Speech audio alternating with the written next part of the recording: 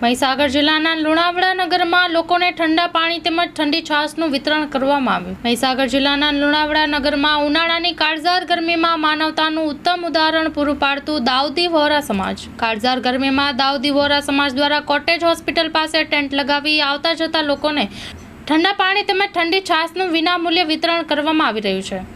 દાઉદી વહોરા સમાજના આમિલ સાહેબની આગેવાનીમાં એક ટીમ બનાવી છાશ તેમજ ઠંડુ પાણીનું વિતરણ કરી માનવતાનું ઉત્તમ ઉદાહરણ પૂરું પાડવામાં આવ્યું છે। આમિલ સાહેબની આગેવાનીમાં બસ સ્ટેન્ડ તેમજ કોટેજ ચોકડી પાસે પોતાની ટીમ બનાવી કાળઝાળ ગરમીમાં લોકોને પાણી અને છાશ પીવડાવી રાહત આપવાનું ઉત્તમ ઉદાહરણ પૂરું પાડવામાં આવ્યું છે। ઠંડુ પાણી તેમજ છાશ પીને લોકોએ દાઉદી વહોરા સમાજ દ્વારા કરવામાં આવેલ કાર્યને બિરદાવવામાં આવ્યું હતું।